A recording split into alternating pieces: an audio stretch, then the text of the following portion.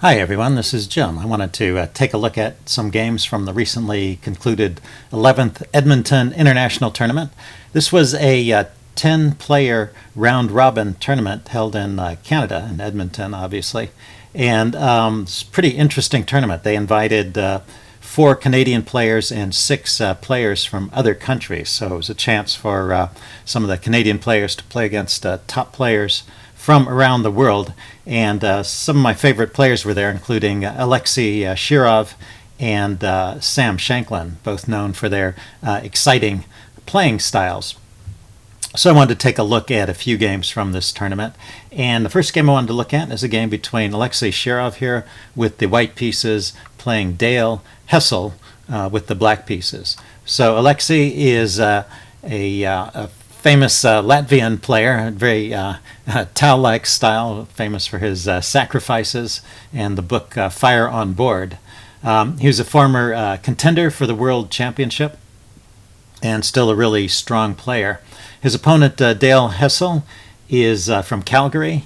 He's played in the Edmonton International 10 times before, so he's an experienced player at these events. He's a FIDE master, so he's considerably lower rated than Shirov, but he's up for a fight, it looks like. So let's see. Shirov starts off with e4.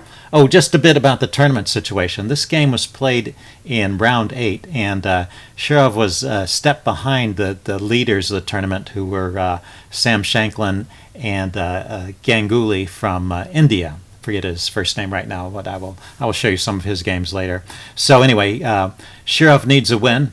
Dale Haessel is not in contention, but wants to put on a good show here, and possibly to frustrate his famous tactical opponent, he played a very dry opening. He played the Berlin defense. So Shirov goes for the Ruy Lopez with bishop b4, bishop b5 rather, and knight f6, the Berlin defense. But Shirov is not afraid. He goes right into the main line of the Berlin. So I'm not going to talk a lot about the opening because this is all pretty well-known theory.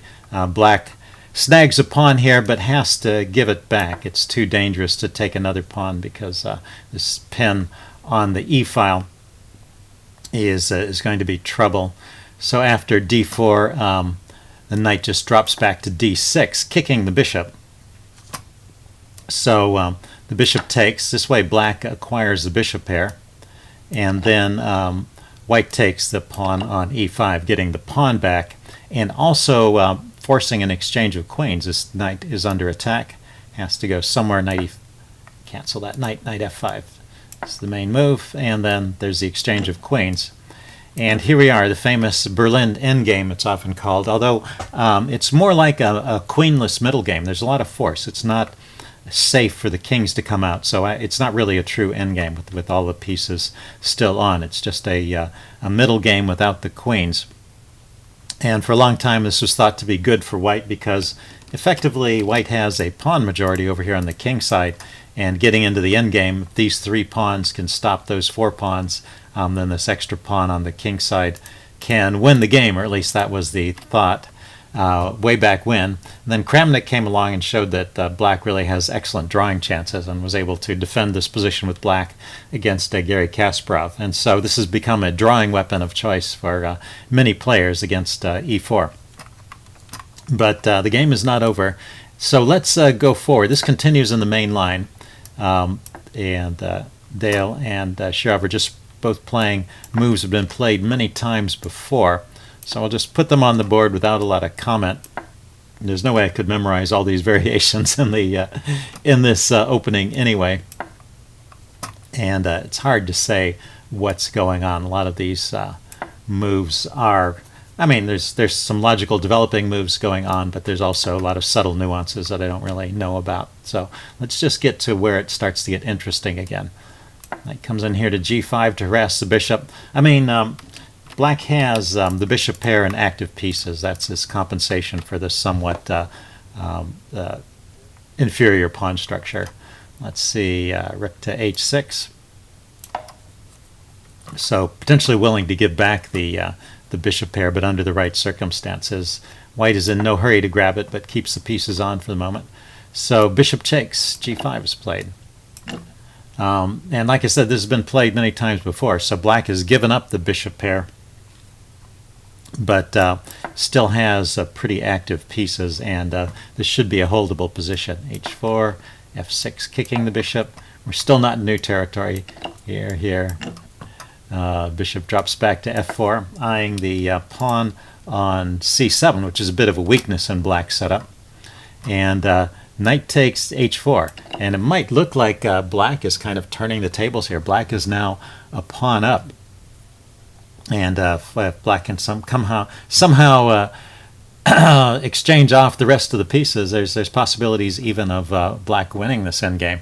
But as I said, this has all been played before. f3. And now the first new move, at least the first move that was not in my opening book. The way the line continues most commonly is rook to d8, looking to trade more pieces. King to f2, defending this pawn and unpinning it. First there's this exchange, rook takes d1, knight takes d1, and then knight to f5. So that's now the king is needed there to defend that pawn. So let's see. White in this position, white has not yet gotten the pawn back, but yeah, this h pawn looks a bit weak. I think this rook is going to come over and try and round that up. Okay, in this position, Dale Haessel played knight f5 immediately. So this is not a bad move. This chess engine still evaluates this as pretty similar to the other line. The engine, by the way, gives a slight edge to white all along, but never a winning edge. So the chess engine it doesn't evaluate this as a winning position for white. So king f2, naturally defending that pawn. King f7, getting off the back rank, allowing the rook to come out. Rook h1, taking a look at the h pawn here, and now the natural move rook to h8 is probably the best move here. That's the move recommended by the chess engine. Dale did not play this, however. He played a different move. We'll get to that. Perhaps he was afraid of this move g4, which looks a little bit annoying. Because this pawn is effectively pinned, right? There's this pin on this file, so that pawn's not going anywhere, and now this knight is under attack. But the knight can drop back to g7, and it looks like black can just hold this position. So this is apparently playable for black, and Dale would be okay if he had played that way. Or at least Shirov would have to come up with something different. Anyway, what he played was rook a to g8. A logical idea. Now this pawn is under attack as well as this pawn, but there is a problem with this idea, and I'll go ahead and play rook takes h5. That's what Shirov played, and now Dale did not take the pawn. So you might want to pause the video here if you want to give yourself a little tactical workout. See if you can figure out why it's not safe to take that pawn. Okay, I'm going to give the answer away now. Suppose he did take the pawn. Knight takes g3. You have this check, rook to h7 check. And if you block with the rook, then there's this exchange with check. And suddenly this knight is under defended, and white loses a whole piece. So that is just not playable. But there are other possibilities here after the check. This is where it gets kind of interesting. After the check, you don't have to block with the rook. You could step away with the king, but you have to be pretty careful where you step. So, for example, if the king went here, then rook here is checkmate. So the king's escape is cut off. So anyway, after let's see. In this line, after the rook to h7 check, the king has to go to e8, has to go to this square to guard against the rook coming in. But now bishop takes c7 is a big threat here, renewing the idea of rook 8, of this rook coming in and checkmating. And the only way to prevent the checkmate is to block with one of these rooks. And then once again you have this exchange, and black loses the knight. So perhaps this is something that Dale didn't realize until too late, that after this move he can't take the pawn. So instead he played his rook back to c8. I mean, he's still playing good moves, but at this point the critical mistake has already been made, and Shirov manages to finish the game in style. So he never lets up after this point. Black has basically lost already. So Shirov pushes on with g4. It's kind of funny too, because we're still in the situation where the material is even. There's 5 pawns for white and 5 pawns for black. But the difference is that black's pieces have become a lot more passive. This rook here defending the pawn, and these pieces are getting kicked back, starting with the knight has to drop back. So knight goes to e7, and Shirov brings his knight into the game, knight to e4. So he's got both his rooks and his 2 minor pieces working. b6 was played. That keeps this knight from hopping into the c5 square. And rook to e1.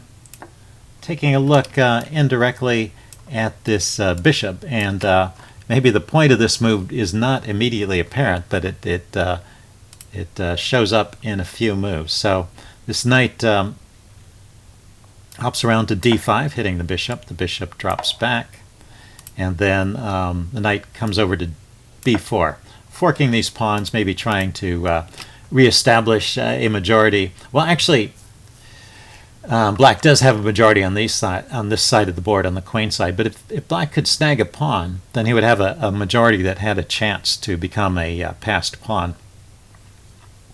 So anyway, that's an interesting and logical way to play.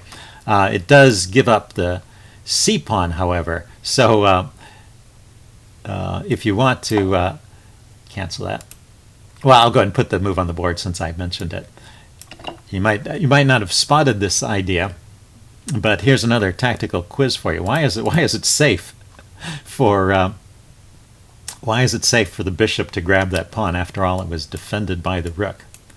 So there's another possibility, and another opportunity for you to give your brains a tactical workout.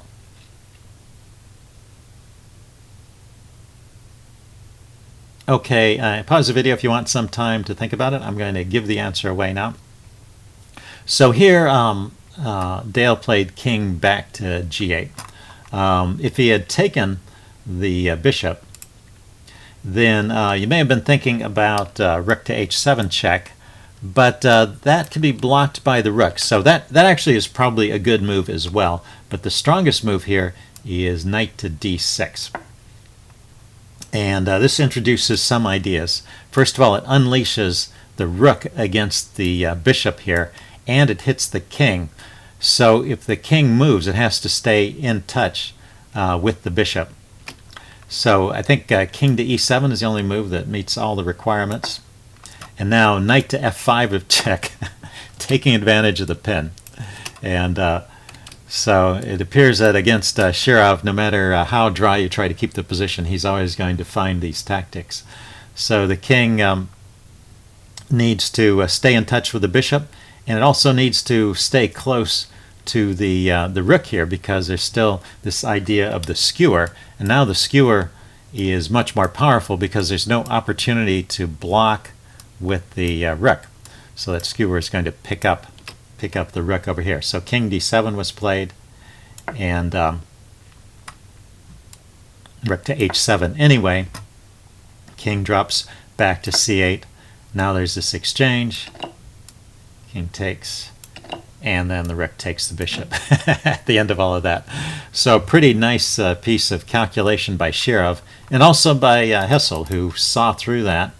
And in this position, he did not take the bishop, but moved his king back to g8. But unfortunately, this does not work either. Knight to d6 anyway, forcing the rook to take the bishop. And now white grabs the bishop, and knight takes c2. Haessel is in for it. He might as well grab a pawn. Also, there's ideas of bringing this knight back here to harass the rooks. But in this position, black is actually lost. There's too many threats here. It starts with rook e8 check, goes king g7, and now rook e to h8, and Dale resigns here. There's just too many threats. One threat is simply rook here, checkmate. If you move the pawn to give the king some breathing room, there's also this knight fork here, forking the king and the rook, and there's also the skewer picking up the rook. So a hopeless position, and black resigned, and a nice performance by Shirov. So anyway, in the next few days I will be bringing you some more games from the 11th Edmonton International. See you then.